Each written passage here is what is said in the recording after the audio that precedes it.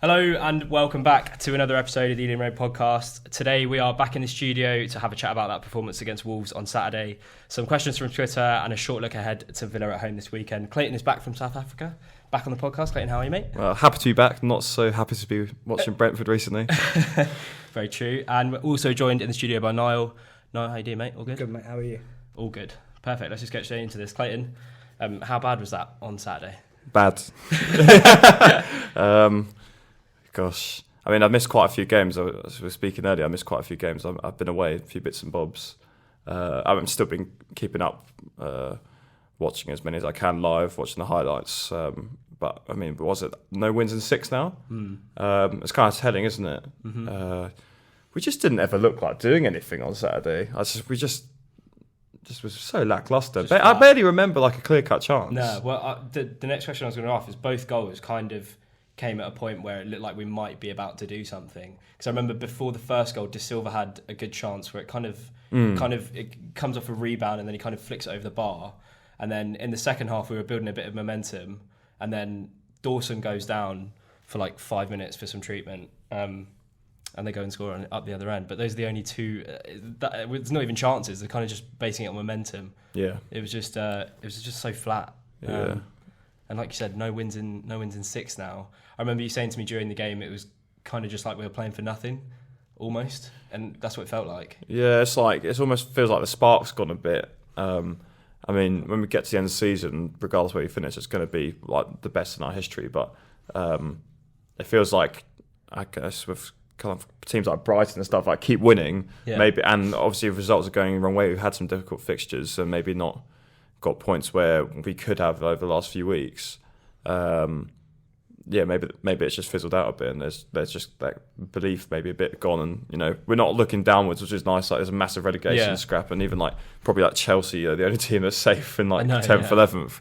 So I mean, in hindsight, it's nice to have, but it just feels like that maybe they didn't have too much to play for, and they're kind of settling in a bit. Especially because now you've got Villa who are winning every game. It's like, and Brighton, like you said, keep winning as well. It's like every time we drop points, it's that dream kind of just gets pushed further and further back. I know you weren't much of a believer to begin with in Europe. No, I think the drop off could be tiredness as well. I think ever since that Leicester game, the first half we were quality, and the second half we were pretty poor.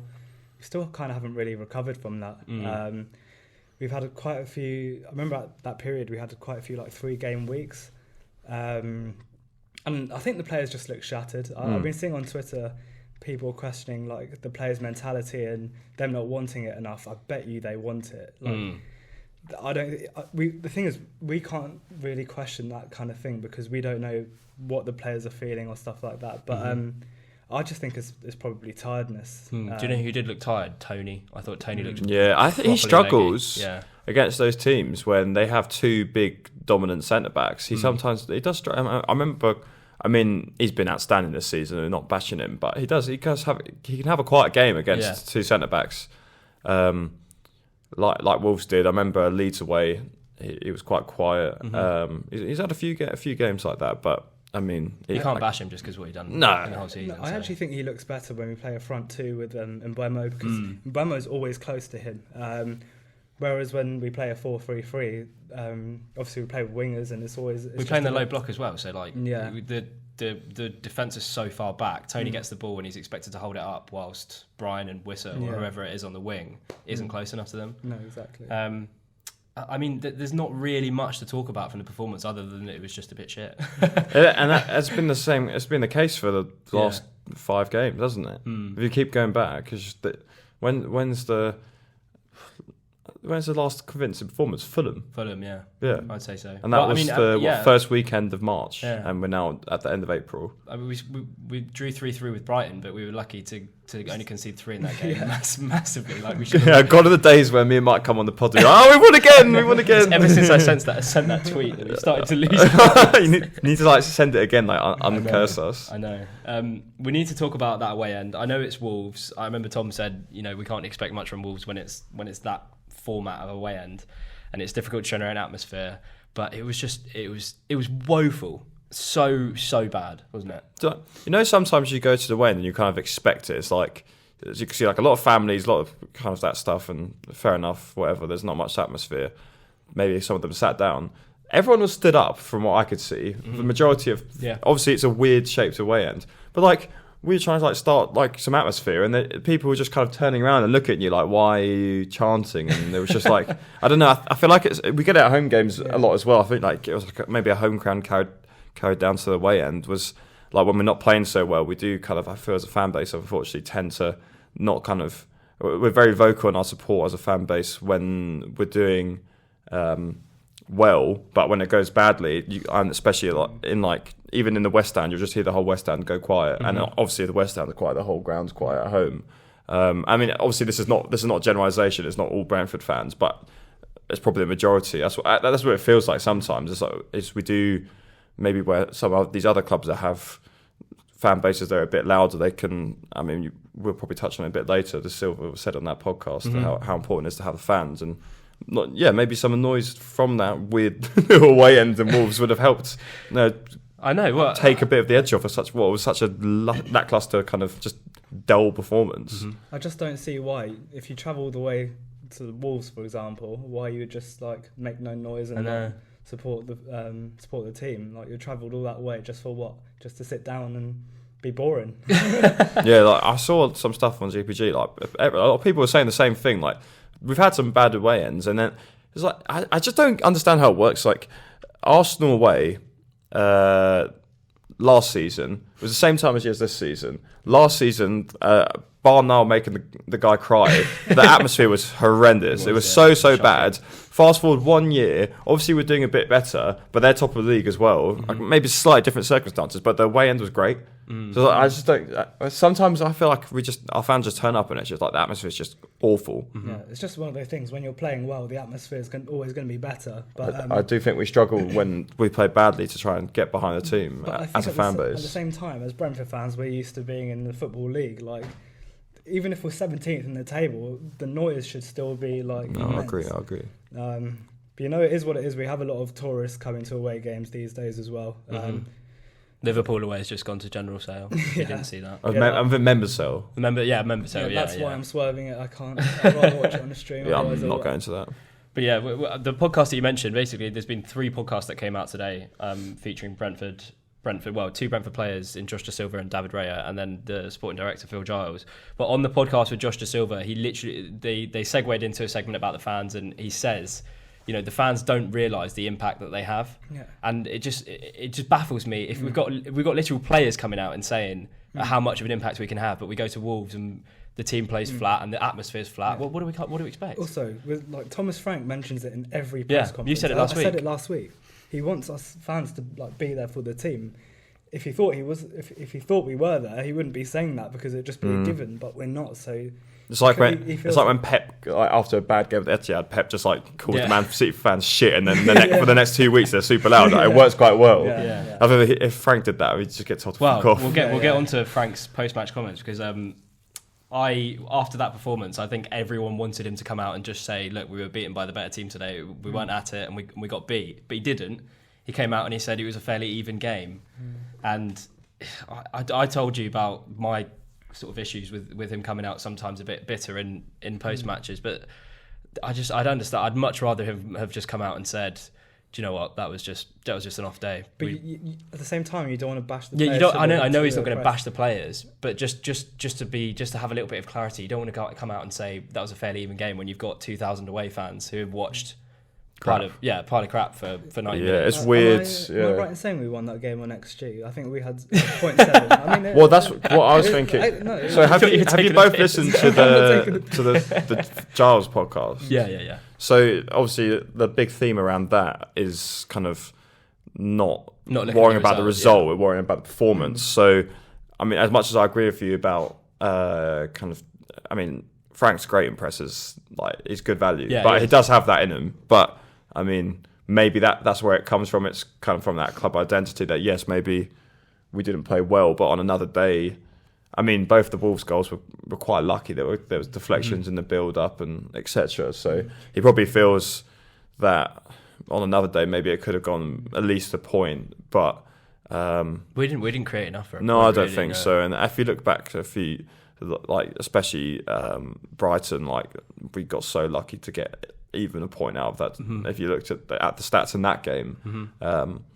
So yeah, I think that might be where it comes from, kind of that club ethos about kind of looking at the underlying metrics and performance instead of the result. But if you're looking at the underlying performance from the Wolves game, I mean, apart from XG, you don't need to be a statistician to work out that we had a shit game. To be fair, De Silva's shot was probably 0.4, something like that. So. Yeah, we were going to talk about De Silva. I wanted to talk about him because I remember the conversation we had at half time about him. You were quite pissed up, so maybe you don't remember too much. But it's shouting rubbish. We both said how much on the podcast before. We've said how much we want this guy to emulate the form that he was in that last season in the Championship when he was, apart from the front three that we had, not the season after when we had Tony up top. He was a stand-up performer in the team.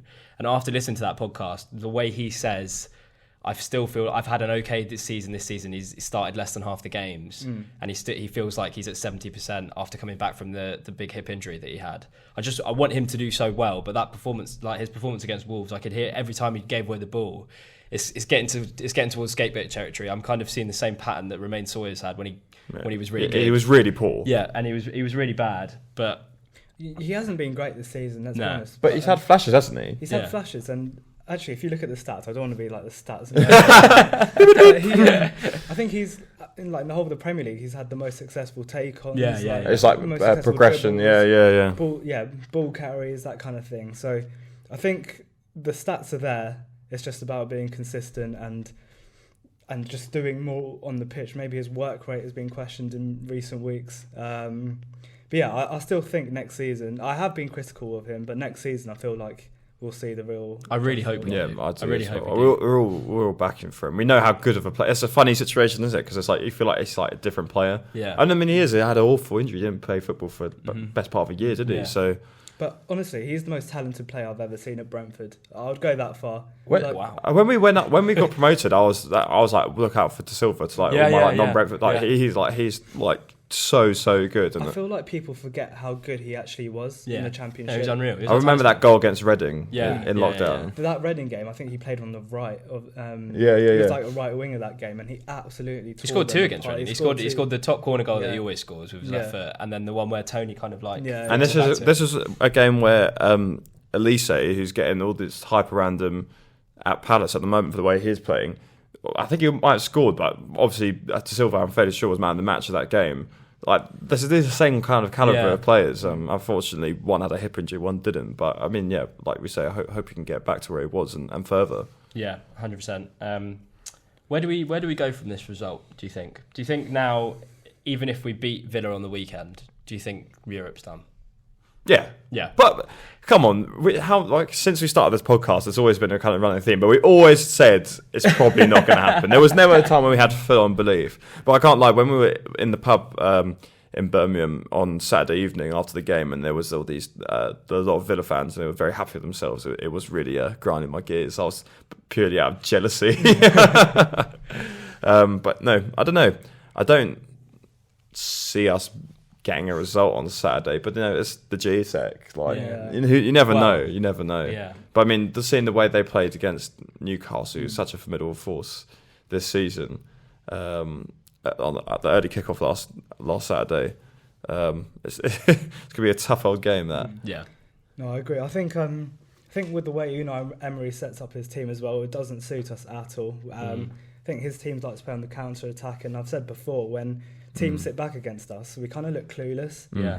But yeah, I just think Ollie Watkins is in unbelievable form. Yeah. And they've got some unbelievable. It's got players. Ollie Watkins hat-trick written all over it. No, do you know what? It has a Brentford win. It's just very Brentford, isn't it? Like we haven't won in 6, and then like you're playing this big team. It's just that would just be very Brentford to win it. But I mean that's not my official prediction because it's probably aged badly. We'll get on to Villa a bit later on when we preview it. But I did see some meltdowns. Did you see that one guy on Twitter that was basically saying chuck the kids out for Villa? Did he say Alex Gilbert? No, but what's Trevor in midfield? It's like. No, but that can't. He can't have been serious. I don't know. Maybe I hope he was taking. I'm pretty sure Brentford fans are the most reactionary fans ever. No, but when you see something that stupid, you're like, you can't. You're definitely looking for bites, or you just like don't. You're 12. I hope he was looking for bites. Fans? Honestly, it wouldn't surprise me. No. We got a question from Gary Bees on Twitter who asked if it's time to move on some of our Championship team If the answer is yes, who do we think we need to get out of the door? Someone over Ghoddos. summer? I think Ghoddos is a given. Yeah, so the core of the team is pretty much the same. I think it's Raya, Pinnock, Henry, Norgard.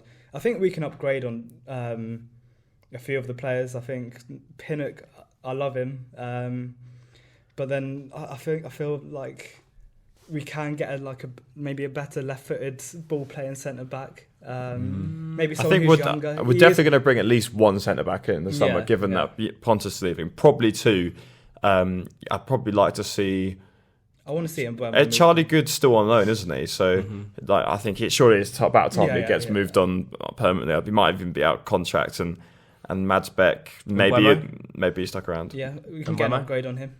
Well, he's one of that Championship core. I wouldn't want him to leave, and I feel like we've made signings that could play in a similar position. Maybe, yeah. I mean, it's hard to say upgrade on players for a team like us because we don't really normally buy outright kind of replacements. They normally have to bed in and kind of look to. I mean, it's only really been Tony in recent years that has been like from the start. He's been bang on it, like Watkins. When do we ever sign a player that's like over?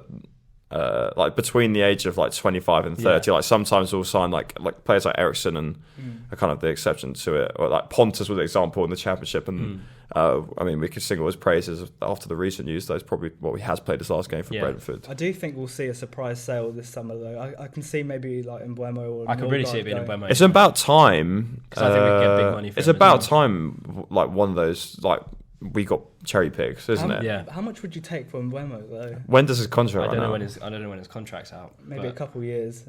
I remember Napoli being rumours that Napoli were interested. Like, was it last summer? I think so. Yeah. Or it might be in January. I can see him going to a club like Napoli. I think that would be a good move for him. I can't see him going to a Premier League team. No, not for me. He doesn't produce. How much would you take for Raya?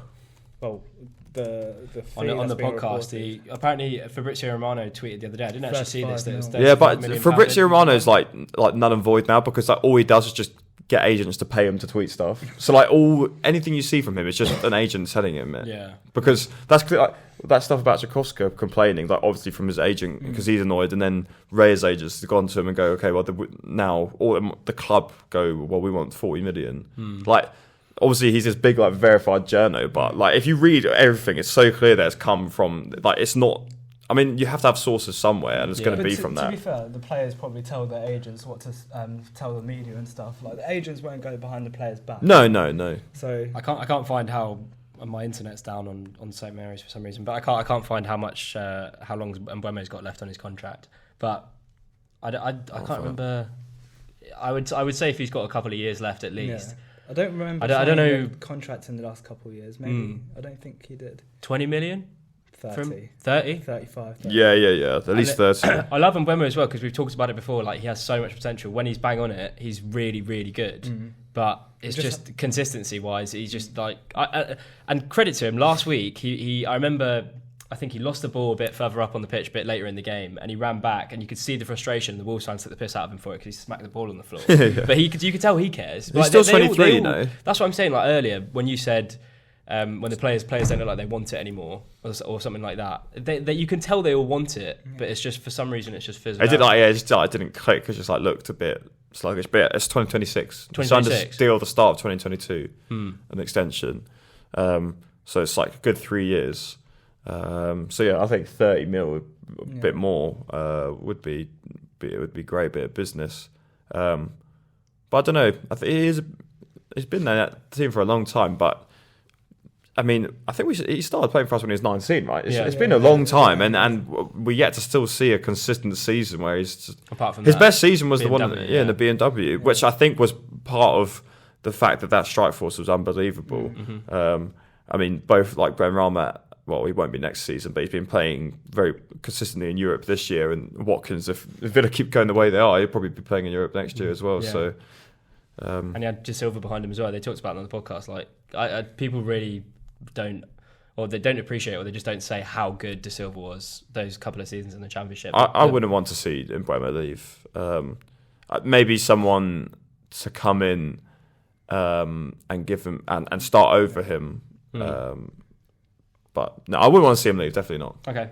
Cool. We'll go on to the away day segment. Did you listen to it? He gave me Barnet away last episode, which was quite funny. Barnet away, what? Yeah, in the cup. The one when Watkins dived. That's iconic. But I've got one for you two this week. The Battle of the Bees. So I got QPR Brentford in the 2016-17 season. Oh, 2-2. And I'll give you the kit. We were playing in the black kit, black and white shorts. was the 2-2 in the cup? No, that was in the league. Where they scored 2 goals. Yeah. That was Yeah. because Matt Smith. No. It's 16-17. 16-17. Yeah, it was 2-0. Vibe scored 2-0. twice. No. It was it it was correct. 2-0. It was Sawyers. and Clark. Yeah, Sawyers Clark. and Clark. No, nice. Josh Clark that day was unbelievable. Yeah, shout out Josh Clark. I've got in my notes. We could talk about Josh Clark because I don't think he's got a club at the moment. He spent really? the 21-22 campaign in the National League South playing for Dartford, Wow. which is just crazy because I remember like when he used to play for us. You could tell he wasn't going to be like a world beater, but every now and then he'd pop up with like a 10 out of 10 blind performance. No, I remember in the 15-16 season, the first 3 games, we started pretty badly, if I remember. But he actually, Well, that was the Dijkhuizen the season. Dijkhuizen season. He came off the bench for like the last 30 in one of the games, and he was outstanding. And then we loaned him out to, I think it was Barnet. Yeah, it was. And then he was a weird one because he had a little bit of something. Yeah, you can tell. Yeah, Didn't he score a couple goals against QPR? Didn't he score away another time as well? he did. 4-1 in the cup. Yeah. Also, I thought that I remember because it was a period where fans were really starting to get on Sawyer's back, and he kind of had that moment where he scored against QPR, and it was kind of like vindication. Yeah. Also in the lineup that day, Josh McEachran. Did you ever watch that video on YouTube? You know when I think it's Tubes goes to a football club and he like interviews 2 of the best players, and he's got, like, a set at of Chelsea. questions. Huh? Is when he's at Chelsea. No. So he interviews Nico Yunaris and I don't know, it might have been Josh Clark, Did you know that Nico Yunaris played for Arsenal? No, but he interviewed Nico Yunaris and he said the players play a question, and both of them instantly just said Josh McEachran. Who was the other player? I think it might have been Josh Clark, but I can't. I vaguely remember that. But they both said at the same time it's got to be McEachran. Wasn't it Josh McEachran? He did plenty of interviews. He was like a super wonder kid. He almost went to Real Madrid when he was like 16 he or played something. in the Champions League with Chelsea under Ancelotti. And now he's plays for Milton Keynes. Yeah. I know. Weird because I remember when we signed him, there was loads of hype around it, obviously, but then it plateaued a little bit, and then it really picked up during this season. I remember that. Do you remember that pass that he played against Villa when we were on TV? Yeah. To set up, was it Vibe? I think it was Vibe. He was. plays like a defensive bit spark. Him and Hogan had that like half a season link up where he just like play these like. It's no Kirschbaumer and Hogan though. That was. Yeah. You're right. Right. The That's good. The away day resurgence. segment. You're gonna have to think of one for next week. We'll move on to the Villa game on Saturday. Kind of touched on it already. Not going to be easy since Emery took over. I think they're like 3rd in the form table. I was listening to the Athletic podcast the other week, and they said that they all kind of agreed that Villa are probably like the 3rd best team in the league right now in England, and they beat Newcastle on the weekend 3-0 pretty comfortably. Is it me, or I don't think I'm the only one thinking it, being an ignorant football fan and not paying attention, or did they just all of a sudden become 6th and good, like just overnight? No, it's just since Emery took over. But I know they've won silly amount of games in a row. They've won like 7 or unbeaten in 7. But like to me, it just like all of a sudden a couple of weeks I was like, oh my gosh, like Villa, because it was Brighton, Brentford, Fulham. Yeah. I mean, Fulham have fallen off quite similar to us, although one of us could get a result at Everton away and it wasn't us. Yeah, I couldn't believe that. Rimayaka as well. Yeah, without Mitrovic, it's a good result for them. But yeah, what were we talking about? Villa. Yeah. No. All of a sudden they're just good. They just look so solid, and to tear apart Newcastle the way they did. I mean, I think Newcastle played pretty poorly. Yeah. I mean, that's the most goals they've conceded all season in a game. Mm-hmm. And Villa probably could have. They had one just offside, wasn't there? And they probably could have scored another 1 or 2. Yeah, I mean they look very good. I think it'll be a good game on Saturday. I think we'll give it a go. I don't think we'll be so flat. I think we play up to those big occasions. Need the fans, mate. Need the fans. Yeah. Honestly, we need to put in like a formal plea to the fans to actually sing at that bloody game. Sing. How do we stop Watkins? Because like his form at the moment is just frightening. I do worry about that with lack of pace at the back. Ben Mee, and if you play Roslev or Hickey, they're not the fastest either. So yeah, that's the challenge, stopping Watkins. That goal he scored, the opening goal, where he's like just like a couple of touches, just striker's finish. Just complete instinct. I worry about Jacob Ramsey as well. He's an absolute baller. They've just got Buendia in their team. It's so funny because like the same team was like absolute shite. Yeah, it just like shows you like how like manager, like a good quality manager can make a difference. Unai Emery is an incredible manager. Exactly. I know it didn't quite work out for him at Arsenal, but he did so well at Villarreal, Sevilla as well. He's got Conte playing, like Villa fans rave about Conte. Even Mings apparently is playing like extremely well, and he's shit. I think we definitely need to shake up our midfield for this game. Who are we going in the midfield three? Because Norgard looks knackered. We're talking about Piers being tired, but I don't think you can not. I don't think you can play him. Yeah, for me, Norgard, Jensen, De Silva. Same as. I'd play Yanel. I'd play Yanel. He's been out of the team quite a lot recently. He's been injured though. Yeah, he has. But I think that one of those games that's probably won or lost in midfield, especially. Do you think we'll match them up 4-3-3, or do you think we'll go 5? I think we'll go 4. Well, the thing is, when we play bigger teams, he tends to be quite cautious. So, like when we does he respect them as that big? Obviously, the run. Well, the run that they're on, I would. Would you like to see us play a 5? I would. I think I would. I'd like to see us play Rursulev regardless. I think Hickey might need a rest. I'm not been impressed by Hickey this season. Well, we've talked about it before, but it's like you said against Wolves. I remember you saying he always plays with his head down and then like gives off a mediocre pass. He like runs up the wing with his head down and he like just play. And like, what foot do you want to use? Because you look like you can't use either of them sometimes. I'm convinced he's a left back though. I'm convinced he's not a right back. Every time he's played left back. He played there for Bologna. Yeah, and Hearts. But every time he received the ball, it's with his left. Every single time. Yeah. So. And then some websites say he's right footed, some say he's left footed, some say he's both footed. Neither footed. But yeah, we spoke about Hickey so many times. Like when we always go, oh, who's we selling this position? And we're like, oh, we don't have a left footed player. I'm like, no, we do have Hickey, but I don't know. Maybe if the plan is if Rico's to get any interest, but he seems just to fly under the radar constantly. But I think he's been. I mean, he's always solid defensively, but like his attacking output has just been shite recently as well. Because Rico, I mean, we all love Rico. He's a great player, but like his attacking threat is just to put the ball past it and also run with his head straight down at the floor and then look up and put it into the box. It's interesting you say under the radar. For me, you don't go under the radar in the Premier League. Maybe by other fans, yes, but scouts and everyone who works in football will be fully aware of players like Rico Henry. But why does like Southgate complain there's a lack of quality in England, especially in left back position? He doesn't get a sniff. Because Ben Chilwell and Luke Shaw are better than him. Yeah, but he was complaining about a lack of quality. He did say it was a weird comment to make because it's like... Didn't he say that he wanted to look in the Championship for left backs? Yeah, it's like, that pissed me off so much. It's like...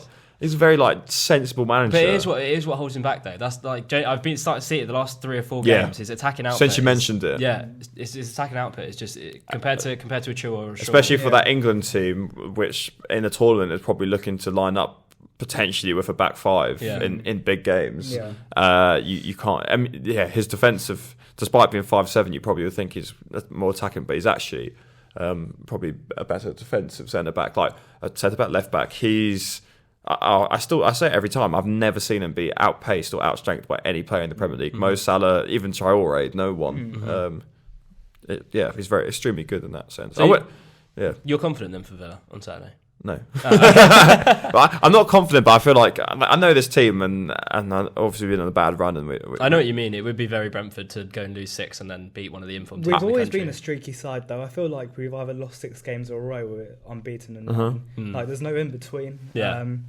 We didn't finish the question on the midfield. Oh no, we did. Oh well, he said the same as Wolves. I just feel like in those. We said Jan out. I think. I mean, you're playing 3 regardless. I just think offers that. Kind of stability. Because he'll win those second and third balls with Norgard, whereas De Silva does not win those. Yeah, I honestly, I'm not just biased because I've just listened to the podcast with De Silva and I really want him to play and do well. But Jensen was pretty poor against Wolves, and he hasn't been at the levels that he's been at from the rest of the season. I would put Janelt in because I remember there was a game against I think it was Blackburn away in the Championship when Janelt didn't play as a 6, but he played as an 8, and he was actually really, really good. That's what position we signed him for. Yeah. I know. So, I reckon Janelt in. For me, I prefer Janelt as a 6. I don't want him as an 8. I don't think he has the kind of ball carry. It's funny. He has a funny decision making when he gets into the final third. He plays strange passes, but he also does have a moment of magic. Yeah, he does. He is Yeah. like better. He We all have in our head bookmarked days of 6 because we bought him. Norgard got injured. I mean, I'm sure we all remember watching it on iFollow. It's like, oh my gosh, Norgard's injured after the season's over. This random guy comes on, he's just signed for 500k and he played 6 for the whole season, unbelievably. But yeah, he was meant to play 8, so. He scored against QPR in his second game, didn't he? Yeah. I think? From outside the box. Yeah. Right That infamous Bournemouth semi-final. Yeah. The tackle that went top corner. Yeah. So yeah, I would start Janelt. Okay. Yeah, no, I If he's fit. reckon Janelt will give Jensen a rest because, like I said, I don't think he's been up to the previous level. So score predictions for Saturday then, what are we saying? I'm going to go 3-1 away win. Go on. 2-1 Brentford. I'd go 2-2 draw. I reckon we're good at home, and I really hope that whatever fans do listen to this, they do bloody sing, because like after listening to those podcasts, especially the one with Silva, and it's like you say, Frank comes out every single week and he says we need the fans to be 100% today if we want to get a result. But the players wouldn't do a lap of the whole pitch willingly every week if if the fans didn't matter, if they didn't care. Yeah. There's not a bunch of mercenaries. Like, I'm sure if you're playing at Wolves at Molineux, I mean the atmosphere is pretty shit there anyway. For the home fans, but like if you're playing a bit flat, if you just hear a chant of your name of your club and you just get that bit more, a bit more adrenaline going through, and you make something happen. And I just feel like sometimes we don't get as a fan. I mean, it's easy if you're watching this. I mean, if you compare it to the episode when we're winning, we're not complaining about this, so it sounds like we've lost 6 games in a row, buddy. I don't remember when you were in League 2, but I think it is true, especially for the last few years. It's like, especially since we've got in the Premier League, a lot of times. Last season, when it looked like before we signed Eriksen in January, February, it looked like not that Eriksen kept us up. We all know that storyline, but it did look like we could get relegated when we lost to Norwich at home. It looked like bad, and our atmosphere was shite. Everyone was just silent, and that's like. I mean, it would take a piss out of Leeds, and I hope they go down. Yeah, but like, they're losing 6-1. They're losing 6-1. They still obviously the ground's still half empty. They still got people singing and waving their scarves. I mean, it's a bit try hard to go home, but well, somewhere in the middle can we be? Yeah, somewhere in the middle. 100%. I think so. Should we talk a little bit about the podcast that came out? I don't know. Well, they all came out today. Yeah. Should we link them on Twitter? If people want to have a listen. Yeah. So the one with Phil Giles. What do we think? You've both listened to the one with Phil Giles. Yeah, that's the only one I've listened to so far. I think it's everything we already kind of knew. Yeah. But, no, it's interesting to see like how his kind of mind works and his relationship with Matthew Benham.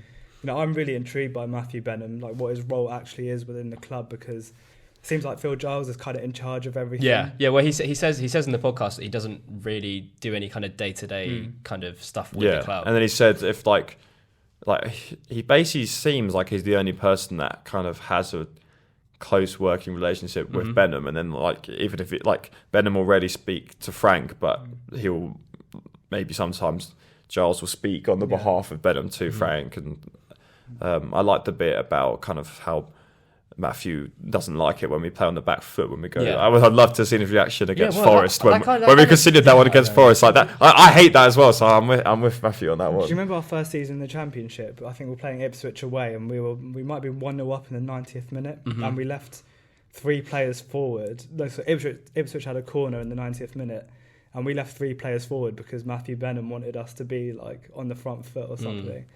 So maybe it's a bit. I'd like to know like how he feels with the way that we play now, because we kind of soak up possession and we're very much the defensive team of the two whenever we play anyone. It seems like. No, but we still like we're all well organised, but we still like have attacking flair. Like it's not like we're just like Tony's not a target man in the sense, and you've got like players playing off it, and we can still play some good football. And like if this team we had now, maybe minus a few players, if you like say we got relegated next season, like we'd still, if we went back to the Championship, like we'd still be playing like we'd be back to our ways of playing 4-4-3 and just having like 65%. So there must have of been the a ball. conversation between Phil Giles and Matthew when we got promoted. It's I like, think look, we can't play. It's not football. possible. It's not possible. But I think if you think about it, when we were back in the Championship, we played like expansive attacking football. Yeah, and we'd have most of the which ball. was against the norm. Whereas, like in the Premier League, we've kind of gone a bit more defensive, whereas every other club's trying to be expansive and attacking. So, I think you've got to play to your strengths, though, don't you? Like you can, like you only have a certain quality of player. If we match up with every team and try to play possession football against them, we're just going to lose. I think a lot of it is playing to Tony's strengths as well. Like if we had Ollie Watkins, you know, we would be playing more balls in behind. Tony's not that kind of striker. He's more of a give and go type of strike. What is going on with Tony? Because I mean, we're getting to the end of the season here. I don't see any ban. Just played for England. Yeah, that's good. So he's just played for England. We've not heard anything. Left out the team of the season, by the way. Did you see that? Oh yeah, I did. Yeah. I wonder if that's got something to do if they don't. But then also they never Raya didn't get a mention. Ben Mee was in there. Yeah, Ben Mee was, but Ivan Toney, Kai Havertz was in there. It's been absolutely shocking fucking season. I didn't understand it. But yeah, it's weird because we've said it so many times. It's kind of in this limbo state where the ban's going to happen, but now it's got to the point where the last time they said it was going to be resolved by April. Yeah. There must be something we don't know. Well, there was that leak that came out, and then he put that statement out on Instagram. So they've clearly, his lawyers and stuff were clearly kicked back at the FA because that's breaching impartiality of the investigation if it's going out. Out to the press, which is not meant to. And then obviously there's a whole. I mean, it's been in the works for ages, but I'm sure it's helped that vote to ban main sponsors of betting companies by 26. I don't think Hollywood Bets will sponsor us next season. It looks horrendous as well on that. So funny enough, we never heard of Hollywood Bets before this. You never heard of them before they sponsored us, did they? So I think we had another one lined up, and then when we got to the Prem, they actually offered a bit more money. That's why the kits took so long to turn up in the first season. I think that's how it goes. So it turns out they're a South African company. Their head office is in Durban. So I've been away in South Africa. Their head office is in Durban. I've got a photo of it. It's by my auntie's house. And my other auntie, she's friends with the guy that owns it. Oh, wow. Yeah. So I think they've been they sponsor quite a few things in South Africa. I think they might sponsor a League One team. I feel like you might be right there. Yeah, I think they do, or maybe one or two in a championship club as well. I think they're basically trying to get a brand in the UK and get a license. But yeah, it's really small world. My auntie was saying to me, she was like, "Oh, Hollywood Bets? I know the guy that owns it." And I was like, "Yeah, I literally had never heard of them before." But they're quite big in South Africa. It's strange, but I think there was comments as soon as that Tony stuff came out that I don't think they'll be our sponsor. It would just look wrong if they're their sponsor. No, they can't. Anyway, it's a good move for the Premier League and football. Is it just the Premier League that they're voted for? Good thing they've done it. It's not the Football League. I don't think so. It's probably the money. I think the headline was Premier League, but I might have to check. But we'll go on to the De Silva podcast. We've listened to this one. We kind of talked a bit about it on the podcast already, but I just thought he comes across as such a nice bloke. That's I love. We've been talking about it in my course, footballers now, they're so...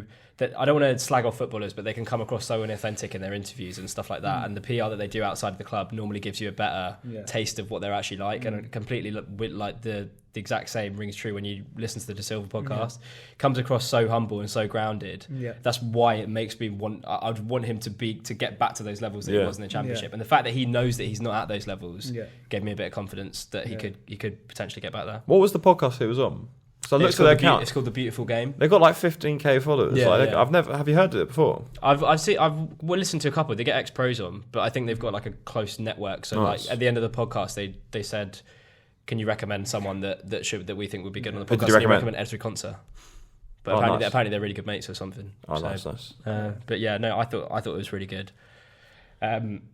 The Raya one, it was the least enjoyable out of the three. I thought it was more about his sort of career at Blackburn, quite a bit about his career at Blackburn, and then it's quite an interesting story to be fair. He has when coming over from Spain. Coming over from Spain when you're 16 years old. Yeah, didn't speak a word of English. It's actually really impressive. Yeah. And now have you ever heard him speak? He's kind of got a little northern twang to his. He doesn't sound very Spanish. He's got a Mancunian Spanish accent. Yeah, it's really strange.